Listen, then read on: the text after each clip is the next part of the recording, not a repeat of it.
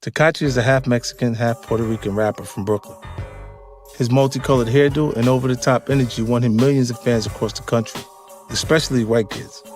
They might not be able to dread their hair like the Migos, but they could definitely put in all the colors of the rainbow like Tekashi. He went from being a virtually unknown SoundCloud rapper to one of the biggest stars out there in not much more than a year. Tekashi's image was of a tough, reckless instigator, but he was actually a sweet kid at heart, much closer to a WWF wrestler playing a role than an actual gangster. So to reinforce his image, he started surrounding himself with street dudes. But those guys were not playing a role. They were the real deal.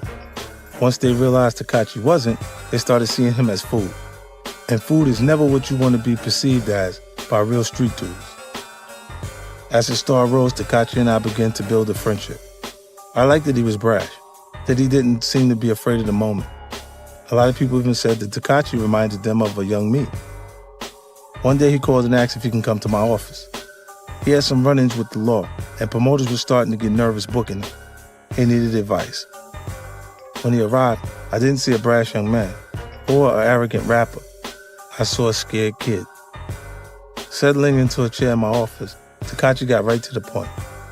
50, what am I supposed to do? I had to give him credit. He acted well in public, but in front of me, he was willing to be vulnerable. He was smart enough to know he was in over his head. He and I had never had conversations about what was going on. But as an experienced observer, I had a good guess where the roots of his problems lay. Your biggest issue is going to be internal, I told him. You got too many people around you, and they're not really supporting you. They're supposed to be your team, but they don't have your best interests at heart. If you don't get that situation together, it's going to be a problem. I told him this because I've been hearing he'd been switching up crews a lot. 1 month, he'd have a bunch of guys around him. The next month, they'd be replaced by a new group. He was swapping crews the way some guys swap cars. Ride one for a while, then trade it for another. He probably thought that was all a part of the act, but I knew it was a serious miscalculation. When you bring people around as a rapper, there's an expectation that you provide them with opportunities. Help them get noticed as an artist themselves or get established as a behind-the-scenes player. Introduce them to brands they can get checks from. You only have a limited amount of time to make good on that expectation. If you don't, confusion will set in. It will grow faster if they see you suggesting opportunities to other people. When that happens, the original crew will start feeling disposable. You never want anyone around you feeling that way.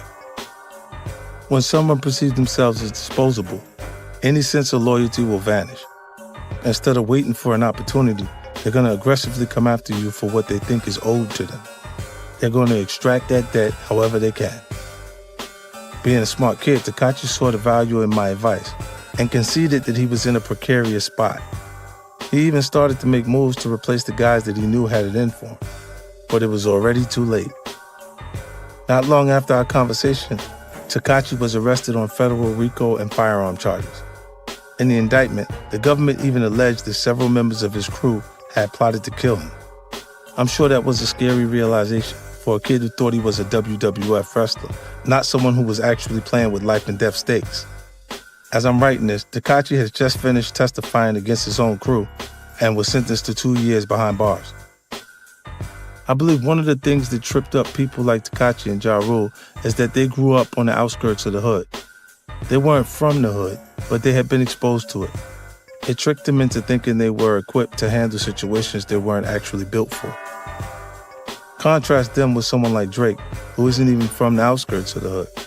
He's from a completely different environment. I never see Drake associating too closely with the artists he puts on.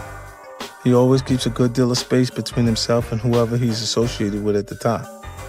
He's smart enough to judge his own character and concede that there are some forces he won't be able to harness. Tekashi was a great judge of what white kids wanted to listen to in order to piss off their parents. But he wasn't as good at assessing people's characters and intentions. Sadder still, I really think Tekashi's a perceptive kid.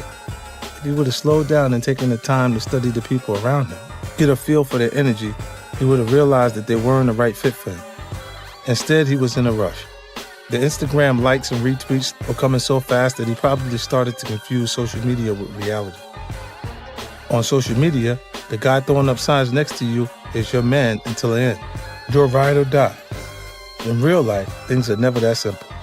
Jealousy and envy grow very easy, especially when they start getting a taste of success. If you bring a bunch of wolves in your circle, you better be damn sure to feed them. Otherwise, it won't be long before the pack turns on you.